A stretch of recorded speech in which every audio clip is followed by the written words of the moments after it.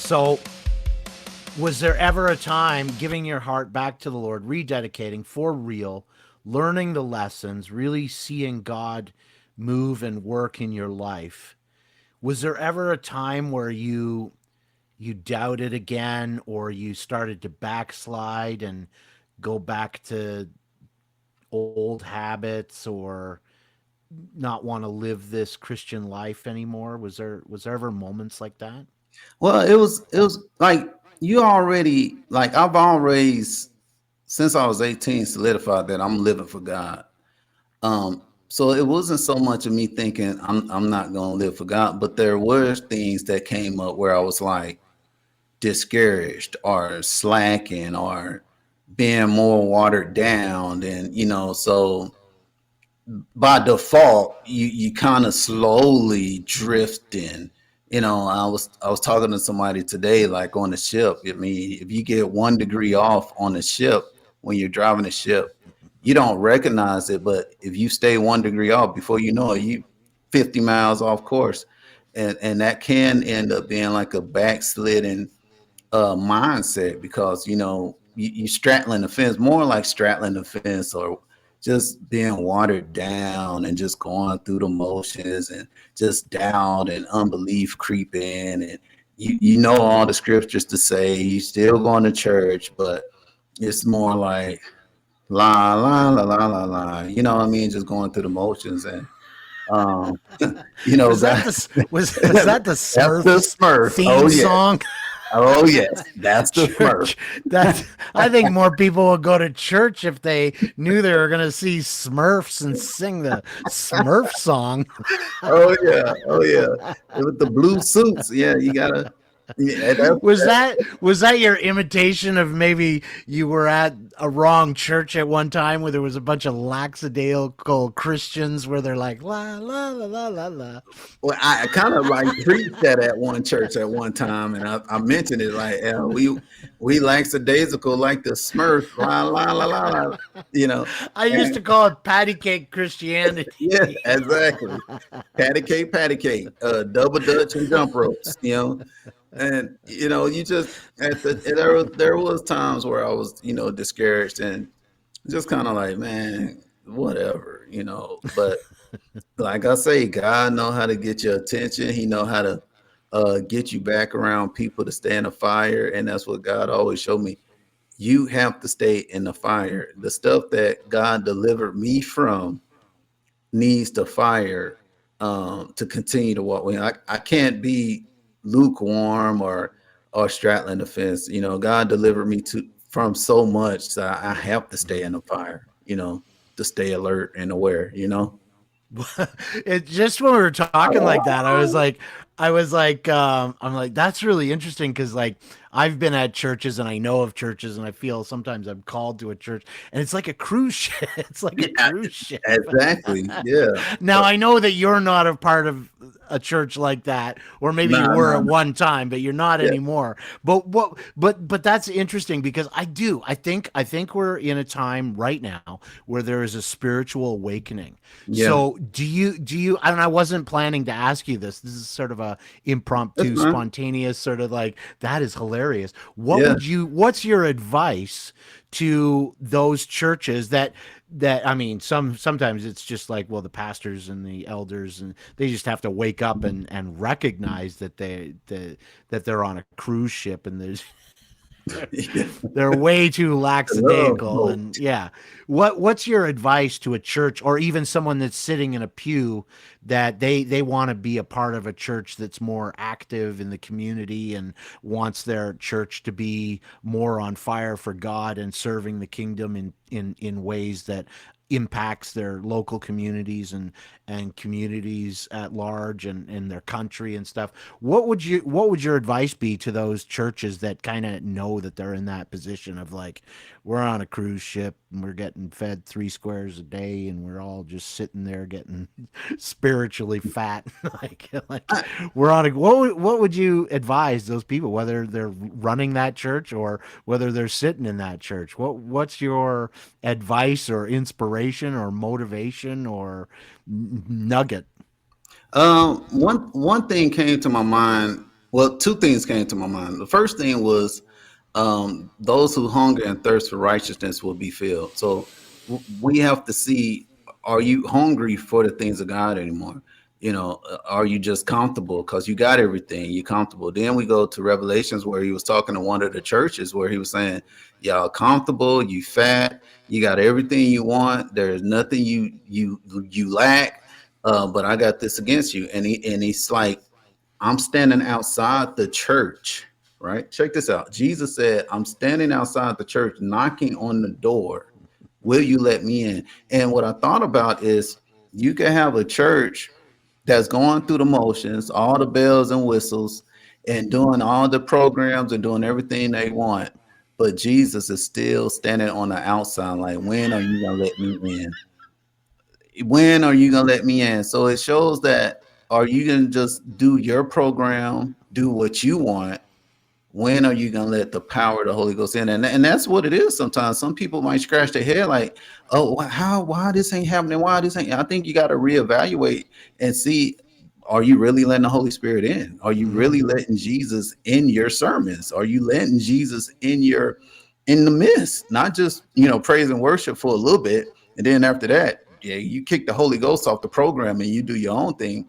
And I do believe that it's certain pastors and certain churches that really do desire to see a move of God in their church, but they just can't figure out what's going on. And I think it's just it starts from the head down. You evaluate your heart, and then you have to evaluate the leadership that you got serving with you, and where their hearts are. And that'll go out throughout the congregation.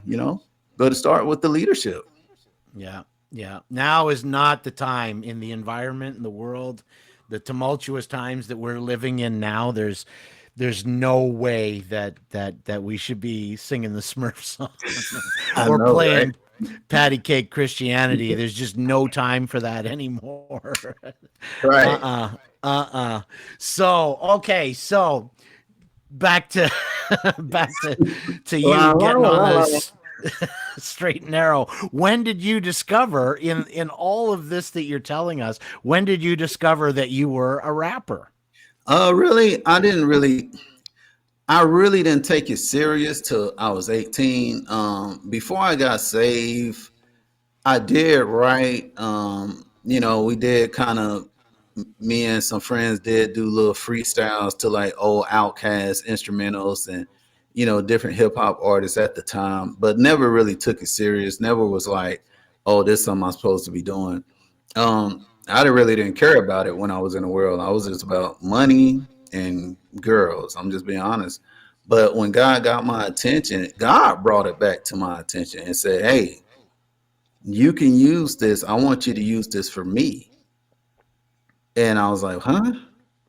So after I turned 18, I got saved. I was probably like 19 years old. That's when I recorded my first gospel rap song from there, that's when I solidified, like, hey, this is what I'm supposed to do. Even the studio guy, he wasn't really a believer like that, but he jumped on the track and started singing, and he was like, look, man, I don't record it for a lot of people. He said, you got it, man, just keep doing it. He helped me record my first song, and it was a wrap from there. It was a wrap from there. So 19, I think, when I realized, oh, I got something. Okay, so I might not be doing football. And here's the thing, Greg, here's the thing. So I felt like I got a second chance with the music because I felt like, man, I really loved football. I really had a heart for it, but I slacked. I got the big head thinking I was so good that my grades could be whatever and I'll still play. But because I started all the time, I was catching passes, touchdown passes, running track. I felt like I was that guy. So, I mean, it was just so. But when I lost it, I lost it when God showed me, hey, now I'm giving you this rap game. I said, okay, Lord, I'm not losing this. I'm not dropping this. I'm not gonna fumble this. And I stayed hard on it since 19. I haven't stopped. I'm like, nope, I ain't gonna give up on this. So that's where it's been at. So you are on the straight and narrow now, and you're a husband and Yeah, a father. yeah. So The what's your wife's name? Yeah, my wife's name is Dorena Montgomery. That's my boo boo. That's my baby right there. You know what I'm saying? Sweet lady, I tell you. And You know. and did you follow the tradition in your family being sort of a diverse family? Yeah, I mean, I guess so, because God always knew I wanted an exotic woman. You know what I'm saying? So he blessed me with an exotica, Amazonian. So I, I can't believe you used that word. I just before you said had it, I to said use no way, he's not gonna I say had it. to use it. I had to do it, Greg. Greg, I had to do it. I had to do it. I mean, it was the only thing that came to my mind. So but yeah, he blessed me with a beautiful, godly woman, man. And And what's her ethnic background was the question. uh, a mixture of things, but Sri Lankan, uh, Asian, Indian, African mix, a little spill, but So, she she exotica. exotica, right?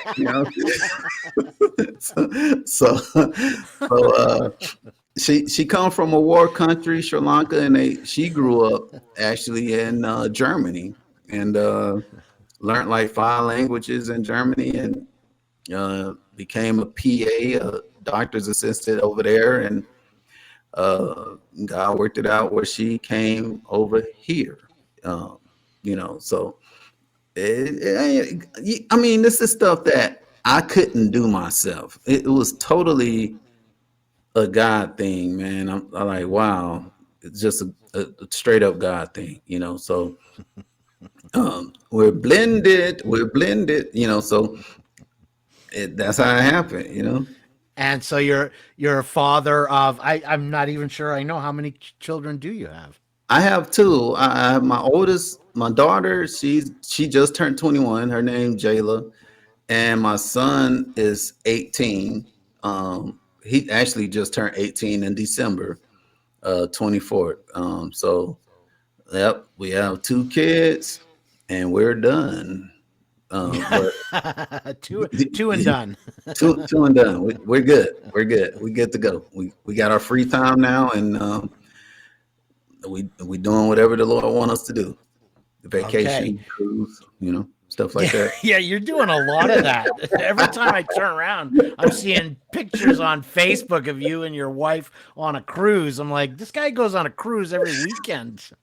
We got another one coming up soon. Coming up soon. Well, we got to celebrate anniversaries and birthdays. So, we honestly, Greg, we like this. We got to the point where we're like, we don't really buy each other a lot of gifts like that. We do that throughout the year. So when we save our money, it's like, let's just do a cruise. Mm. Like for Christmas, we're like, we're not buying Christmas gifts, Yeah, but yeah, we'll yeah. do a cruise.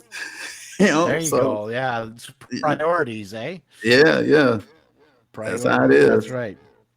All right. Well, up next, you don't mind if I feature your the video that I was so impressed with originally was yeah, yeah, yeah, and you don't mind if I feature a little bit of that? Just give them a teaser, a minute and a half of that video.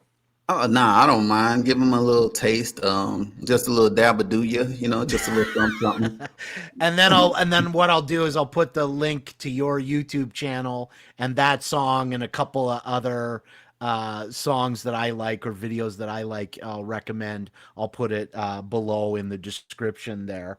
But so we've said all that to say that you're now a host, a speaker, an actor, a composer, a co-producer, and an inventor. Apparently, you're an inventor. We'll get to that yeah. later on. I'm going to ask you about that one later. Okay. And plus, you're an amazing lyricist, Thank you. gospel rap artist, an independent recording artist who's had success landing one of your hit songs, Yeah, Yeah, Yeah, in a Hollywood movie. Under the Stadium Lights, starring Lawrence Fishburne and Milo Gibson, who is Mel Gibson's son, in case people didn't know. And this movie is now available on streaming platforms. So you've even I led with all your accolades, and I'll end this segment, portion of the interview, with another milestone in your life where you've gotten a taste of your music being in a soundtrack of a Wow. Yeah. Hollywood movie with bankable stars like that, Yeah. Yeah. which is incredible. How did you feel when you landed that? Well, when I say I felt just wonderful, again, it was a more of a shock because it wasn't like it was something that I was thinking about doing. You know how you might go to the movies and you see people's names in the credits, and it might just be a quick thought like, "Wow, I wonder if I ever have my name on the credits like that." And you just don't think about it no more. It's just like whatever. But when that opportunity came, I kind of had to pinch myself like this can't be real. But when the contracts came through and everything was done, the done deal, it really didn't hit me till I actually watched the movie and I stayed there and watched the credits. And when I saw my name in the credits, that's when it hit me like, this is real. Like, Mhm. this is really real. Your name is in the credits of this movie. And when I heard the song, that was cool. But I don't know, it just did something to me different when I saw my name in the credits. Like when I heard it, it was cool. But when I saw my name in the credits, it just hit me like, man, this is real deal. Like this is the truth. Like, man, now it's like, oh wow, now that opened me up. Like, oh now maybe it's gonna be other stuff that come up where I could get songs in movies. Because I never thought about that aspect of it. I always just thought about music, videos, music, this, but for us to having sync music in movies, it just that just opened my eyes to realize, oh, you could be behind the scenes and have this stuff going on, and you don't even have to be on the stage. I'm like, oh wow, that's even better, you know. So that's when it really hit me that when I saw my name in the credits, that's when it was like, wow, it's I real had good. a I had a similar experience with I mean this show. It was actually aired on 2000 in 2006 on CTS, and it was in Canada, across Canada, and it was even in parts of the states. And Yeah, I was more I mean a friend of mine watched the TV show with me, and he looked at me, and then he looked at the TV screen, and he's like, "Wow!" Like, and he already knew what it was like because he yeah, was a little bit famous himself. But that was a novelty. But just exactly like you said, I think I was more impressed with the Greg Who show being in print in TV Guide yeah. than I was the actual show on air in Wow. two countries. Yeah, yeah. And Wow. I still have the TV guides. I've often thought I need to like take a digital picture of it and put it in the intro of this show here to Oh yeah, show people, yeah, it was in the TV guide, because that yeah, was yeah, like that's a dream come true. You always imagined like when you were a kid, like what yeah. if you were on a show in the TV guide, or what if your show, if you had a show and it was in the TV guide. To me, it was so neat, and it was more impressive to see my name in the print in TV guide than anything else. So I know exactly what you mean. It seems like just a little credit, but it means so much. It means so much. You got to put that in a picture frame, Greg. I'm talking about picture frame it. You know, I Well, might. it's not like I was on the cover of TV guide. It don't matter. Take that page and put it in a picture frame. I'm thinking about doing that too. I might take a screenshot of my name on the movie and just put it in the picture frame. I, I did it. I did it. That's it. So how about I pass the baton to you to introduce, I'm going to show a sample, a minute and a half of your video entitled Yeah, Yeah, Yeah, but I'm going to pass the baton to you to introduce it to our viewing audience. All right, viewing artists, get ready for the soundtrack in the movie Under the Stadium Lights. Yeah, yeah, yeah. Sit back, relax, and enjoy. Well, you might not be able to relax, but enjoy. Yeah, yeah, yeah. Come from a poor family, yeah, yeah. We ain't never had a lot, yeah, yeah, yeah. But the Lord been good to us, yeah, yeah. Now we riding on the top, yeah, yeah, yeah. I come from a poor family, yeah, yeah. We ain't never had a lot, yeah, yeah, yeah. But the Lord been good to us, yeah, yeah. Now we riding on the top, yeah, yeah, yeah. Let me get the record straight, man, this thing about Jesus. He's the one that freed my soul, snatched me straight out the ditches. I was bound and chained in prison from the jack of decisions. Adam and Eve in the beginning lost, but now we winning. Sitting back, reminiscing, having breakfast at the kitchen, thinking about the powder milk. Missing water, mama mixing from the King vitamin. No lie, sometimes I'm missing the cereal with the bomb to the whole heads. Listen, I remember growing up, we didn't have no thing but the fresh white tees and the creased up jeans. Brand new pro wings, name brand, what you mean? I remember grilled cheese using government. I come from a poor family, yeah, yeah. We ain't never had a lot, yeah, yeah, yeah. But the Lord been good to us, yeah, yeah. Now we riding on the top, yeah, yeah, yeah. I come from a poor family, yeah, yeah. We ain't never had a lot, yeah, yeah, yeah. But the Lord been good to us, yeah, yeah. Now we riding on the top, yeah, yeah, yeah. I remember some winters, getting the heat from the oven, cause the heater was broken. Couldn't wait to see summer, and I sit and I wonder how we never went under. Cause the Lord so good, never sleeping, no slumber, never breaking no promise, never faking no frontin', not forsaking no one. In my family, not one. Can you tell me who's done anything like that? Never lied to your face, never step you in the bag. He's my seven like craps, I'm a winner like that. Forgetting what he done, ain't no honor in that. Forgetting where you from, man, you need to get smacked. Not ashamed of the hood, not ashamed of the truth.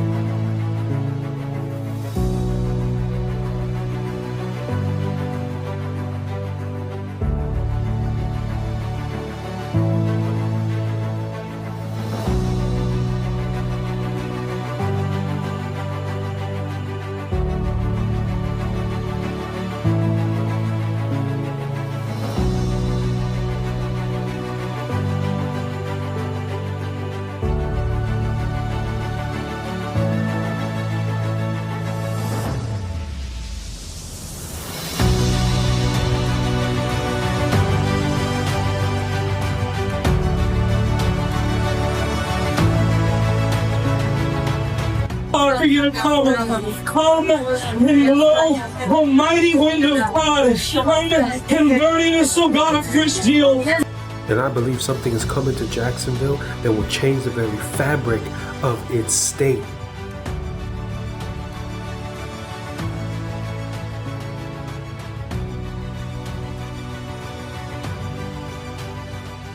Step into the fire of revival. One night, one day of glory filled with prayer, praise, prophecy, and the word. Jacksonville, Jacksonville, Jacksonville. Are you ready for an explosive, life-changing encounter in the presence of God? Holy Nations Church Habitation Night is finally coming to Jacksonville, Florida. Habitation Holy Nations Night coming to Jacksonville, Florida. I hope you're ready because God is going to be in the building. His presence is going to be there. Will you be there? Because it's going to be an explosive night in the presence of the Lord. Come expecting because God is expecting you to be there. Signs, miracles, and wonders will follow those who believe. Let's go. Holy Jackson. Nations Church Habitation Night. We're ready, we're pumped, and we're set to encounter God's glory. Join us Friday, September 26th at 7 p.m., 5454 Arlington Expressway, Jacksonville, Florida, 32211. God's presence will be in the building.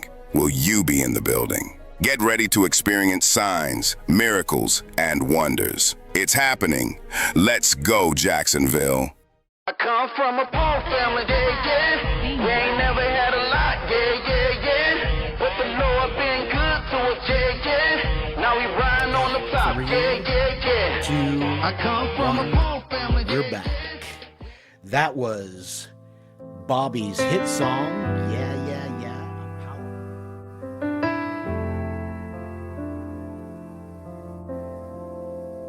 Sweet, discreet, the sun falls again, and we all need to hear you sing again. That we cannot see, and some fall away. Is tomorrow gonna come, my friend? Then all of a sudden this world isn't so bad, and all of a sudden this world just isn't so sad. I found my one friend that I'll forever surely have. Then all of a sudden this world just isn't